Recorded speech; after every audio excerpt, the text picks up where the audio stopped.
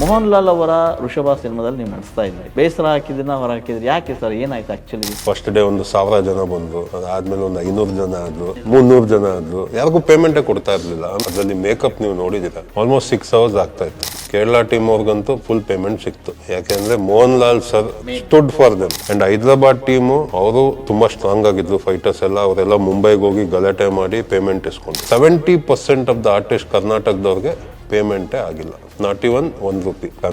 ಕರ್ನಾಟಕ ಅನ್ನೋದೇ ತಪ್ಪ ಅಥವಾ ವಿ ಆರ್ ವೀಕ್ ಅಂತ ನಮ್ಗೆ ಗೊತ್ತಾಗ್ತಾ ಇಲ್ಲ. ನಮಗೆ ಅಲ್ಲಿ ನಿಂತು ನಾನಿದ್ದೀನಿ ನಿಮ್ಮ ಜೊತೆ ಅನ್ನೋರು ಯಾರು ಇರಲಿಲ್ಲ. ನಮ್ಮ ಕನ್ನಡದವರೇ ನಮ್ಗೆ ಹೆಲ್ಪ್ ಮಾಡಲಿಲ್ಲ. ಅದು ನನಗೆ ತುಂಬಾ ಹರ್ಟ್ ಆಯ್ತು. ಆ ಮಾತಿದೆಯಲ್ಲ, ನೀನಿಲ್ಲ ಅಂದ್ರೆ ಇನ್ನೊಬ್ಬನ್ನ ಹಾಕೊಂತೀನಿ, ಇದು ಪ್ರಾಸ್ಥೆಟಿಕ್ ಮೇಕಪ್ಪು, ನನಗೇನು ಡಿಫ್ರೆನ್ಸ್ ಆಗಲ್ಲ ಅಂತ ಒಂದು ಮಾತಿದೆಯಲ್ಲ, ಅದು ನಂಗೆ ತುಂಬಾ ಹರ್ಟ್ ಆಯ್ತು. ಕನ್ನಡ ಚಿತ್ರರಂಗದಲ್ಲಿ ಸಾಕಷ್ಟು ಕಲಾವಿದರು ಕೆಲಸ ಮಾಡ್ತಾನೆ ಇರ್ತಾರೆ, ಆದರೆ ಆ ಕೆಲಸ ಮಾಡಿದರೆ ಅದಕ್ಕೆ ತಕ್ಕಂಗೆ ಸಂಭಾವನೆ ಕೊಡೋದು ಆಯಾ ಪ್ರೊಡಕ್ಷನ್ ಆಗಿರಲಿ ಅಥವಾ ಆ ಸಿನಿಮಾದ ಕ್ಯಾಪ್ಟನ್ ಇರ್ತಾರೋ ಅದು ನೇತೃತ್ವ ವಹಿಸ್ಕೋಬೇಕು.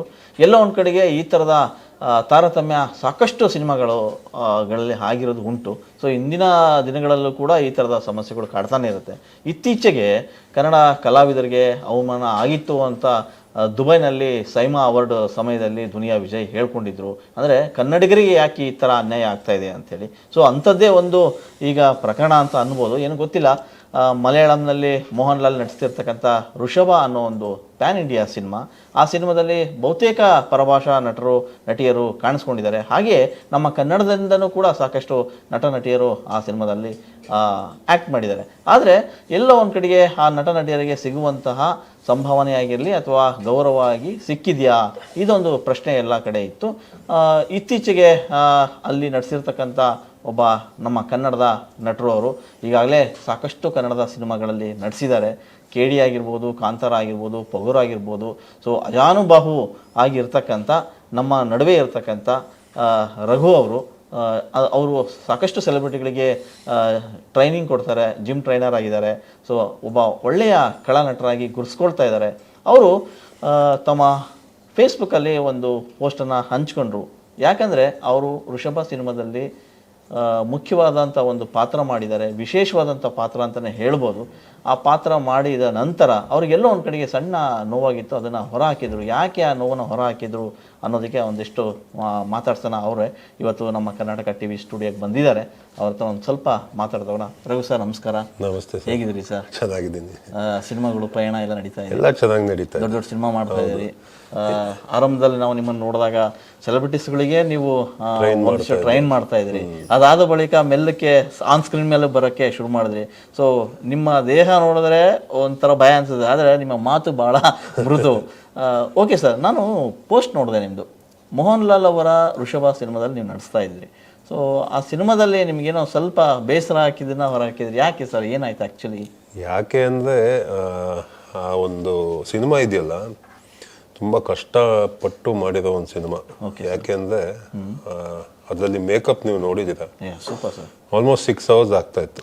ಆ್ಯಂಡ್ ಬೆಳಗ್ಗೆ ಎಷ್ಟು ಗಂಟೆ ಶುರು ಆಗ್ತಾ ಇತ್ತು? ಅಂದರೆ 4:30ಗೆ ಸ್ಟಾರ್ಟ್ ಆಗ್ತಾ ಇತ್ತು, 10 ಗಂಟೆ ಮುಗಿಸ್ತಾ ಇದ್ರು ನೈಟ್. ಓಕೆ. ಆ್ಯಂಡ್ ರೆಡಿ ಆದಮೇಲೆ ಊಟ ಮಾಡೋಂಗಿಲ್ಲ, ಬರೀ ನೀರು ಕುಡಿಬೇಕು, ಇಲ್ಲ ಲಿಕ್ವಿಡ್ ಏನೋ ಜ್ಯೂಸ್ ಕುಡಿಬೋದು. ರೆಸ್ಟ್ ಕೂಡ ಮಾಡೋಕ್ಕಾಗಲ್ಲ, ಕೆಳಗಡೆ ಮಲ್ಕೊಳ್ಳೋಕ್ಕಾಗಲ್ಲ.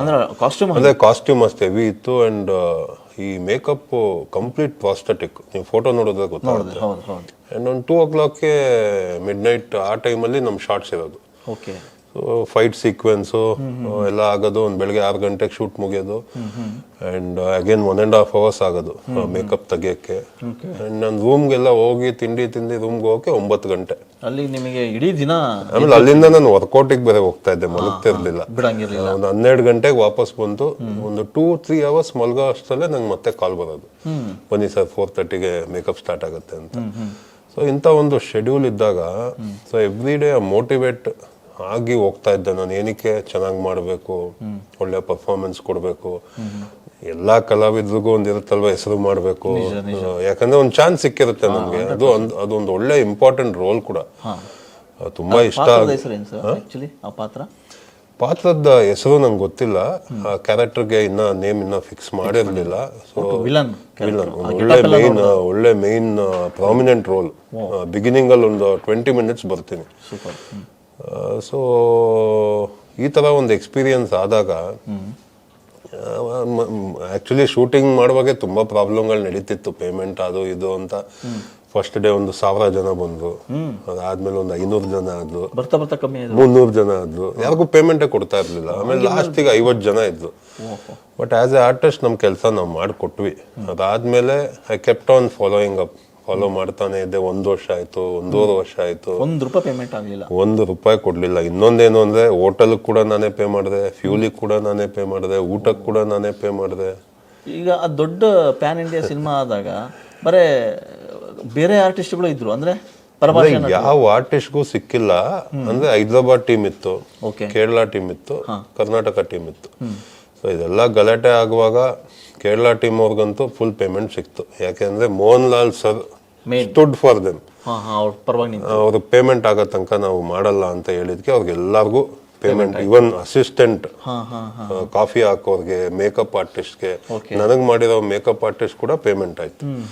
ಅಂಡ್ ಹೈದರಾಬಾದ್ ಟೀಮು ಅವರು ತುಂಬಾ ಸ್ಟ್ರಾಂಗ್ ಆಗಿದ್ರು, ಫೈಟರ್ಸ್ ಎಲ್ಲ. ಅವರೆಲ್ಲ ಮುಂಬೈಗೆ ಹೋಗಿ ಗಲಾಟೆ ಮಾಡಿ ಪೇಮೆಂಟ್ ಇಸ್ಕೊಂಡ್ರು. ಬಟ್ ನಮ್ಮ ಕರ್ನಾಟಕ ಟೀಮ್ಗೆ ಈ ಫೈಟರ್ಸ್ ಯೂನಿಯನ್ ಅಂತ ಏನೋ ಇರುತ್ತಲ್ಲ, ಅವ್ರಿಗೇನೋ ಒಂದು 50% ಏನೋ ಚೆಕ್ ಕೊಟ್ಟಿದಾರಂತೆ. ಅದು ಏನೋ ಬೌನ್ಸ್ ಆಗಿದೆ ಅಂತ ನ್ಯೂಸ್, ರೂಮರ್. ನನಗಿನ್ನ ಅದು ನಿಜಾನೋ ಇಲ್ವೋ ಅಂತ ಗೊತ್ತಿಲ್ಲ. ಬಟ್ ಒಂದು 70% ಆಫ್ ದ ಆರ್ಟಿಸ್ಟ್ ಕರ್ನಾಟಕದವ್ರಿಗೆ ಪೇಮೆಂಟೇ ಆಗಿಲ್ಲ, ನಾಟ್ ಇವನ್ ₹1. ಕರ್ನಾಟಕದ ಅಂದ್ರೆ ಬರೀ ಟೆಕ್ನಿಷಿಯನ್ಸ್ ಅಥವಾ ಟೆಕ್ನಿಷಿಯನ್ಸ್ ಇದ್ರು ತುಂಬಾ ಜನ, ಆಲ್ಮೋಸ್ಟ್ 50-60% ಕನ್ನಡದವ್ರು. ಯಾಕಂದ್ರೆ ಇದು ಮೈಸೂರಲ್ಲಲ್ವಾ ಆಗಿದ್ದು.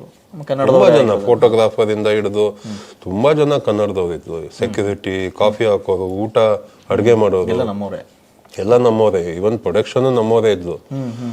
ಸೊ ಹಿಂಗಿದ್ದಾಗ ನಮಗೆ ಅಲ್ಲಿ ನಿಂತು ನಾನಿದ್ದೀನಿ ನಿಮ್ ಜೊತೆ ಅನ್ನೋರು ಯಾರು ಇರ್ಲಿಲ್ಲ. ಯಾಕಂದ್ರೆ ನಮ್ಮ ಡೈರೆಕ್ಟರ್ ಅವರು ಮಾಡ್ಬೇಕಾಗಿತ್ತು as a Kannadiga. But nobody stood for us. And ನನಗೆ 1.5 ವರ್ಷ ಆದ್ಮೇಲೆ ಮತ್ತೆ ಕಾಲ್ ಬಂತು, ಪ್ರೊಡಕ್ಷನ್ ಇನ್ನ ಒಂದು 3 ದಿವಸ ಇಂಪಾರ್ಟೆಂಟ್ ರೋಲ್ ಇದೆ ನಿಮ್ದು, ಪೆಂಡಿಂಗ್ ಇದೆ, ಮಾಡ್ಕೊಡಿ, ನಾನು ಪೇಮೆಂಟ್ ಮಾಡ್ತೀನಿ. ಬಟ್ ಮಾತುಕತೆ ಆಯ್ತು, 5 ಲಕ್ಷ ಏನೋ ಕೊಡ್ಬೇಕಾಯ್ತು ನಂಗೆ. 2 ಲಕ್ಷ ಆದ್ರೂ ಕೊಡಿ ಅಂತ ನಾನು ಮಾತಾಡಿದೆ. ಅಟ್ಲೀಸ್ಟ್ 2 lakhs ನಿಮ್ ಕೆಲಸ ಮಾಡಿ ಏನಾದ್ರು ಒಂದು ಕೊಡಿ. ಅದನ್ನು ಕೊಡಲ್ಲ ಅಂತ. ಯಾಕಂದ್ರೆ ನಮ್ ಮಿಸ್ಟೇಕ್ ಅಲ್ಲ, ಮುಂಚೆ ಮಾಡಿದ ಪ್ರೊಡಕ್ಷನ್ ಹೌಸ್ ಓಡೋಗ್ಬಿಟ್ರು. ನಾನು ಹೇಳ್ದೆ ನಾನೆಲ್ಲೂ ಓಡೋಗಿಲ್ಲ, ಇಲ್ಲೇ ಇದ್ದೀನಿ, ಕೆಲಸ ಮಾಡ್ಕೊಟ್ಟಿದ್ದೀನಿ, ನಾನು ಬಂದು ಕೆಲಸ ಮಾಡ್ಕೊಡ್ತೀನಿ ಅಂದೆ. ಆವಾಗ ಇಲ್ಲ ಸರ್ ನಾವೇನು ಮಾಡೋಕ್ಕಾಗಲ್ಲ, ಇನ್ನೇನು 3 ದಿವಸ ಇದೆಯೋ ಬರೀ 30,000 ಅಥವಾ 40,000 ಕೊಡ್ತೀವಿ ಅಂದ್ರು. ಅದು ನನ್ನ 10% ಆಫ್ ದ ಫೀಸ್. ನಂಗೆ ಪರ್ ಡೇ 45,000-50,000 ಒಪ್ಕೊಂಡಿದ್ದು, 10,000 ಕೊಡ್ತೀನಿ ಅಂದ್ರು. ನಾನು ಇಲ್ಲ ಅಂದೆ. ಆಮೇಲೆ ನನಗೆ ಕಾಲ್ ಬರುತ್ತೆ, ನನಗೆ ಹೇಳ್ತಾರೆ ನೀನಿಲ್ಲ ಅಂದ್ರೆ ಇನ್ನೊಬ್ಬನ್ನ ಹಾಕೊಂತೀನಿ, ಯಾಕಂದ್ರೆ ಇದು ಪ್ರಾಸ್ಥೆಟಿಕ್ ಮೇಕಪ್, ಏನು ಡಿಫರೆನ್ಸ್ ಆಗಲ್ಲ, ಮಾಡಂಗಿದ್ರೆ ಮಾಡು, ಇಲ್ಲ ಬಿಡು ಅಂದ್ರು. ನನ್ನ ಸೆಲ್ಫ್ ರೆಸ್ಪೆಕ್ಟ್ ನ ಯಾವತ್ತೂ ಬಿಟ್ಕೊಡೋದು, ನಾನು ಮಾಡಲ್ಲ ಅಂತ. ಬೇಡ ನಿಮ್ ದುಡ್ಡು, ಇಟ್ಸ್ ಓಕೆ ಅಂತ ಬಿಟ್ಬಿಟ್ಟಿದ್ದೆ ಅಲ್ಲಿಗೆ. ಅದಾದ್ಮೇಲೆ ರೀಸೆಂಟ್ ಆಗಿ ಟೀಸರ್ ಎಲ್ಲ ಬಂತು. ಯಾಕೋ ಮನ್ಸು ಒಪ್ಲಿಲ್ಲ ಹೇಳ್ಕೋಬೇಕು ಅಂತ. ಅಂದ್ರೆ ನಾನು ಕಂಪ್ಲೇಂಟ್ ಮಾಡ್ಬೇಕು ಅಂತ ವಿಡಿಯೋ ಮಾಡಿಲ್ಲ. ಇಟ್ಸ್ ಓಕೆ, ಎಲ್ಲಿಂದಾನು ಬೇರೆ ಕಡೆಯಿಂದನೂ ಕಷ್ಟಪಟ್ರೆ ನಾನು ದುಡ್ಡು ಮಾಡ್ಕೋಬಹುದು 5 ಲಕ್ಷ. ನನಗೆ ಬೇರೆ ಸೋರ್ಸ್ ಇದೆ, ಬಿಸ್ನೆಸ್ ಇದೆ, ಜಿಮ್ ಇದೆ. ಬಟ್ ನಂತರ ತುಂಬಾ ಜನ ಅಲ್ಲಿ ಆರ್ಟಿಸ್ಟ್ಗಳು ಬಂದಿದ್ರು, ಅವ್ರು ಅದನ್ನೇ ನಂಬ್ಕೊಂಡಿದ್ರು. ಅವ್ರೇನ್ ಮಾಡ್ತಾರೆ? ಸೊ ನೋ ಬಡಿ ಸ್ಟುಡ್ ಫಾರ್ ಅಸ್. ನಮ್ ಕನ್ನಡದವರೇ ನಮ್ಗೆ ಹೆಲ್ಪ್ ಮಾಡ್ಲಿಲ್ಲ. ಅದು ನಂಗೆ ತುಂಬಾ ಹರ್ಟ್ ಆಯ್ತು. ಅದಕ್ಕೆ ಮೇನ್ ರೀಸನ್ ಈ ವಿಡಿಯೋ ಮಾಡಿದ ಕಾರಣನೇ ಅದು. ನಿಜ ಸರ್. ಇದಾದ್ಮೇಲೆ ನಿಮಗೆ ಮತ್ತೆ ಡೈರೆಕ್ಟರ್ ಸಂಪರ್ಕಕ್ಕೆ ಬರ್ಲಿಲ್ವಾ? ಬೇರೆ ಯಾರು ಕಾಲ್ ಮಾಡಿಲ್ಲ ಸರ್, ಯಾರು ಮಾಡಿಲ್ಲ, ಮಾಡೋದು ಇಲ್ಲ ಅಂತ ನನಗೆ ಗೊತ್ತು. ಯಾಕೆಂದ್ರೆ ದೇ ಹ್ಯಾವ್ ಲೆಫ್ಟ್ ಕರ್ನಾಟಕ ಅಂತ ಏನೋ ನನಗೆ ರೂಮರು. ಈ ಕರ್ನಾಟಕ ಕನ್ನಡ ಮೂವಿನೇ ಮಾಡಲ್ಲ ನಾನು, ಮುಂಬೈಯಲ್ಲಿದ್ದೀನಿ, ಆಗ ಆ ಪ್ರೊಡಕ್ಷನ್ ಅಲ್ಲಿ ಇದ್ದೀನಿ ಅಂತ ನ್ಯೂಸ್ ಬಂತು. ಆತರ ಕನ್ನಡದಿಂದಾನೇ ಬೆಳೆದವರು ಬೆಳೆದಿದ್ದು, ಬಟ್ ಕನ್ನಡದವ್ರನ್ನ ಸಪೋರ್ಟ್ ಮಾಡಿಲ್ಲ ಅಂದಾಗ ಬೇಜಾರಾಗುತ್ತೆ. ಈಗ ನಿಮಗೆ ಸಪೋರ್ಟಿವ್ ಆಗಿ ನೀವು ಮಾಡಿ ಆದ್ಮೇಲೆ ಒಂದಿಷ್ಟು ಈಗ ಸಿಕ್ಕಾಪಟ್ಟೆ ವೈರಲ್ ಆಗ್ತಾ ಇದೆ. ಅದಾದ್ಮೇಲೆ ಒಂದಿಷ್ಟು ಜನ ಕಾಲ್ ಮಾಡಿರ್ಬೋದು. ಅಂದ್ರೆ ತುಂಬಾ ಜನ ಫೈಟರ್ಸ್ ಕಾಲ್ ಮಾಡಿದ್ರು ಸಪೋರ್ಟಿವ್ ಆಗಿ, ಅಣ್ಣ ನನಗೂ ಪೇಮೆಂಟ್ ಆಗಿಲ್ಲ, ನೀವು ಮಾತಾಡಿ ಒಳ್ಳೇದ್ ಮಾಡಿದೀರಾ. ಆಮೇಲೆ ಕಾಫಿ ಕೊಡೋರು, ಅಸಿಸ್ಟೆಂಟ್ ಬಾಯ್ಗಳು ಅವರೆಲ್ಲ ಕಾಲ್ ಮಾಡಿದ್ರು ನನಗೆ, ನಮಗೂ ಇನ್ನೂ ದುಡ್ಡು ಸಿಕ್ಕಿಲ್ಲ ಅಂತ. ಏನೋ ಅವ್ರಿಗೊಂದು ಹೋಪು. 10,000-15,000 ನಮಗದು ಸ್ಮಾಲ್ ಅಮೌಂಟ್ ಇರ್ಬೋದು, ಬಟ್ ಅವ್ರಿಗದು ದೊಡ್ಡ ಅಮೌಂಟ್ ಆಗುತ್ತೆ. ಸೊ ನಿಮ್ದು ಅಸೋಸಿಯೇಷನ್ ಏನೋ ಇದ್ರೆ ಅದಕ್ಕೆ ಇಲ್ಲ, ನಾವು ಆಸ್ ಎ ಆರ್ಟಿಸ್ಟ್ ನಾವು ಅದು ನನ್ಗೆ ಗೊತ್ತಿಲ್ಲ, ಯಾಕಂದ್ರೆ ಫೈಟರ್ಸು ಮತ್ತೆ ಅವರೆಲ್ಲ ಅಸೋಸಿಯೇಷನ್ ಮಾಡ್ಕೊಂಡಿದ್ದಾರೆ. ನಮ್ದಿಲ್ಲ ಆ ಥರ. ಸೊ ಈಗ ವಾಟ್ ನೆಕ್ಸ್ಟ್ ಅಂತ? ವಾಟ್ ನೆಕ್ಸ್ಟ್ ಏನು ಇಲ್ಲ sir. I wanted to tell this, ಹೇಳಿದ್ದೀನಿ. ಅದು ರೀಚ್ ಆದರೆ ಒಳ್ಳೇದು. ನಿಮ್ಗೆ ಈ ಮೂಲಕ ಪ್ರೊಡಕ್ಷನ್ ಅವ್ರಿಗೆ ಏನು ಹೇಳಕ್ಕೆ ಇಷ್ಟಪಡ್ತೀವಿ? ಯಾಕಂದ್ರೆ ಒಬ್ಬ ಕಲಾವಿದರು ಕಷ್ಟಪಟ್ಟು ಕೆಲಸ ಮಾಡಿರ್ತಾರೆ. ಏನಿಲ್ಲ ಸರ್, ಅವತ್ತು ನಂಗೆ ಫೋನ್ ಮಾಡಿ ಈ ತರ ಒಂದು ಪ್ರಾಬ್ಲಮ್ ಆಗಿದೆ, ಬಂದ್ ಮಾಡ್ಕೊಡು, ನಮ್ಗೆ ಹೆಲ್ಪ್ ಮಾಡಿ, ಮುಂದೆ ನೋಡೋಣ ಅಂತ ಒಂದು ಏನೋ ಒಂದು ಅಪ್ರಿಸಿಯೇಷನ್ ವರ್ಡ್ ಹಂಗೆ ಹೇಳಿದ್ರೆ ನಾನು ಮಾಡ್ಬಿಡ್ತಿದ್ದೆ. ಏನೋ ಏನೋ ಅನ್ಕೊಂತಿರ್ಲಿಲ್ಲ, ಯಾಕಂದ್ರೆ ನಮ್ಮವರೇ ಮಾಡೋಣ ಅಂತ ಮಾಡ್ತಿದ್ದೆ. ಬಟ್ ಆ ಮಾತಿದೆಯಲ್ಲ, ನೀನಿಲ್ಲ ಅಂದ್ರೆ ಇನ್ನೊಬ್ಬನ್ನ ಹಾಕೊಂತೀನಿ, ಇದು ಪ್ರಾಸ್ಥೆಟಿಕ್ ಮೇಕಪ್, ನನಗೇನು ಡಿಫ್ರೆನ್ಸ್ ಆಗಲ್ಲ ಅಂತ ಒಂದು ಮಾತಿದೆಯಲ್ಲ, ಅದು ನಂಗೆ ತುಂಬಾ ಹರ್ಟ್ ಆಯ್ತು. ಬೇಕಾಗಿಲ್ಲ ನೋಡಿ, ಆ ಮೇಕಪ್ ಮಾಡ್ಕೊಂಡು ನೀವು ನಿಂದ್ರೋದು ಎಷ್ಟು ಕಷ್ಟ ಅಂತ. ಹೌದು, ಸುಮಾರು 6 ತಾಸು ಅಲ್ವಾ? 6 ತಾಸು ಮೇಕಪ್ ಮಾಡ್ಬೇಕಂದ್ರೆ ನೀವು ರಾತ್ರಿ 2 ಗಂಟೆಗೆ ಅಂತ ಹೇಳ್ತಿದ್ದೀವಿ ಬಹುಶಃ. ಏನೂ ಇಲ್ದಂಗೆ ಇದ್ದು ಮೇಕಪ್ ಮಾಡ್ಕೊಂಡು ಆಫ್ಟರ್ ದಟ್ ನೀವು ಕ್ಯಾಮ್ರಾ ಎದುರಿಸೋದಕ್ಕೆ ಎಷ್ಟು ಬೇಕಿತ್ತು. ಆಮೇಲೆ ಫೈಟ್ ಬೇರೆ ಮಾಡ್ತಾ ಇದ್ವಿ, ಅದರಲ್ಲಿ ತುಂಬಾ ಸುಸ್ತಾಗೋದು, ತುಂಬಾ ಇಟ್ ವಾಸ್ ಟೈರಿಂಗ್. ಅಂಡ್ ಮಧ್ಯದಲ್ಲಿ ಲೆನ್ಸ್ ಬೇರೆ ಆಗ್ತಾ ಇದ್ರಲ್ಲ, 3 ದಿವಸ ಹಾಸ್ಪಿಟಲ್ ಬೇರೆ ಅಡ್ಮಿಟ್ ಆಗಿದ್ದೆ, ಕಣ್ಣೆಲ್ಲ ಸೋಲನ್ ಆಗ್ಬಿಟ್ಟಿತ್ತು ಇನ್ಫೆಕ್ಷನ್ ಆಗಿ. ಇದೆಲ್ಲ ಆದ್ರೂ ನಾನು ಕಂಪ್ಲೇಂಟ್ ಮಾಡ್ತಿರ್ಲಿಲ್ಲ, ಕಂಪ್ಲೀಟ್ ಮಾಡ್ಕೊಟ್ಟೆ. ಅಲ್ಲ, ನೀವು ನಿಮಗೋಸ್ಕರ ಮಾಡಿದ್ರಿ ಅಂತಲ್ಲ, ಇಡೀ ಕನ್ನಡ ಟೀಮ್, ಹೌದು, ನಮ್ಗಿರುತ್ತಲ್ವಾ, ಚೆನ್ನಾಗಿ ಕಾಣಿಸ್ಬೇಕು, ನಮಗೂ ಒಂದಿರುತ್ತೆ. ಬಟ್ ಈ ವಿಡಿಯೋ ಮಾಡಿರೋದು ಅದೊಂದೇ ರೀಸನ್, ಗೊತ್ತಾಯ್ತು ಅಲ್ಲ, ಎಲ್ಲರಿಗೂ ಗೊತ್ತಾಯ್ತು ಅನ್ನಕ್ಕಿಂತ ಹೆಚ್ಚಾಗಿ ಇಲ್ಲಿ ಕನ್ನಡಿಗರ ಒಂದು ಶ್ರಮ, ಹೌದು, ಆ ಶ್ರಮಕ್ಕೆ ತಕ್ಕ ಫಲ ಸಿಗ್ಲಿಲ್ಲ ಅನ್ನೋದೇ ನಿಮ್ಮ ನೋವು. ಯಾರು ಮಾತಾಡಕ್ ರೆಡಿ ಇರ್ಲಿಲ್ಲ, ನಾನೇ ಮಾತಾಡೋಣ. ಅಲ್ಲ, ಆಗ್ಬೇಕು ಸರ್, ಒಂದ್ಸರಿ ಫೈರ್ ಆಗ್ಬಿಡ್ಬೇಕು. ಯಾಕಂದ್ರೆ ಕೆಲವೆಲ್ಲೋ ಸಣ್ಣ ಪುಟ್ಟ ಮಿಸ್ಟೇಕ್ ಯಾರಿಗೂ ಗೊತ್ತಿರಲ್ಲ. ಇದು ದೊಡ್ಡ mistake, not A small mistake. ಒಬ್ಬ ನಿರ್ದೇಶಕರಿಗೆ ಇರಬೇಕಾದಂತ ಒಂದು ಏನು ಜವಾಬ್ದಾರಿ ಇದು. ಒಬ್ಬ ತನ್ನ ಆರ್ಟಿಸ್ಟ್, ಅದು ಯಾವುದೇ ಭಾಷೆಯ ಆರ್ಟಿಸ್ಟ್ ಆಗಿರಲಿ, ಕನ್ನಡಿಗರ ಆಗಿರಲಿ ಅಥವಾ ಮಲಯಾಳಮ್ಮು, ತೆಲುಗು, ಯಾವುದೇ ಕಲಾವಿದ ಅಂದರೆ ಕಲಾವಿದ ಅಷ್ಟೇ.